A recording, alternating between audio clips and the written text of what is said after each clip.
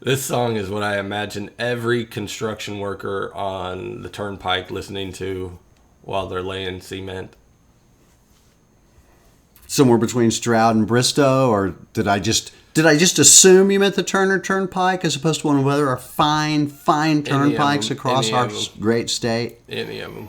Creek Turnpike, Cherokee Turnpike, H.E. Bailey Turnpike, Kilpatrick Turnpike.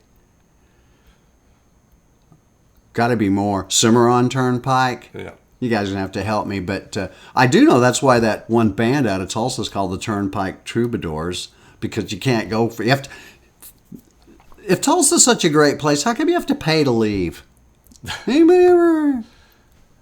Any direction you go, it costs you money to leave. Well, you're either the, Turnpike Troubadours, or you're the 7-Eleven Troubadours. Quick Trip Troubadours. McDonald's Troubadours. I didn't even know what a troubadour was until I checked it out. Ask George Strait. I will say this, though. It doesn't cost money to leave Tulsa to go to Bartlesville. I don't know what that says about Bartlesville. Bill, Iowa State. Let's just run down their schedule here. Okay. Let's talk about your record, Coach.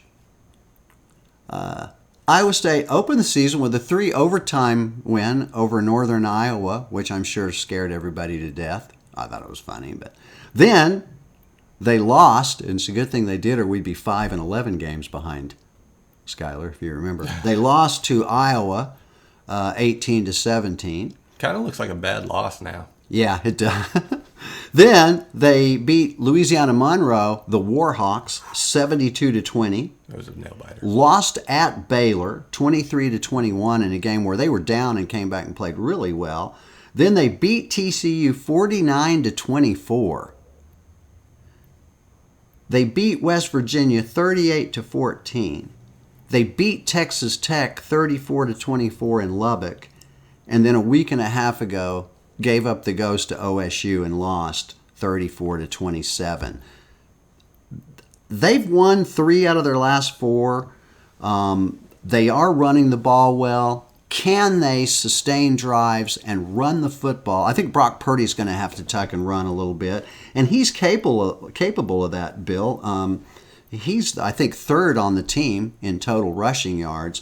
Brees Hall's the guy, like I said, he's averaging 6 yards a carry. They got Johnny Lang, who's a little bit bigger guy, and he's averaging 4.5. The guy that's really interesting, and I think Iowa State, to stay in this game, they're going to have to move the chains and eat clock. And I think Charlie Kolar is the guy to do that. Bill, he's their tight end. He's 34 catches, 486 yards, and 5 touchdowns. And OU and OSU didn't have time for him. So you've got Charlie Kohar. I've got Wilson. I think you've got Gardner Minshew and Minshew. Maybe a little bit beyond a crush. You know, the obsession, maybe. Poster on my wall. If Iowa State can move the chains and they get their running attack and they're mixing it up with Purdy running it a little bit, throwing it to Charlie Kolar over the middle, or hitting Deshaunte Jones or Tariq Milton, they can do all of that. Then I think they manage it. But here's the thing. What's been so constant and consistent over the past 2 or 3 years with the advent of Iowa State football has been the defense. I'm convinced their defense is not as stout as it has been.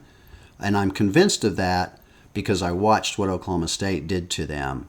And I don't think that defense would have accepted that or allowed what happened up there year before last or last year. I don't think their defense is as stout. I think OU can exploit that. Iowa State's averaging 36 points a game. Will they get there? No. Only averaging 151 yards rushing, Bill. I feel like 23. I feel like that's the number for Iowa State. 23 and me. You're listening to Excessive Celebration on Crossover Radio, reminding you, get that app while you try to tackle Jalen Hurts.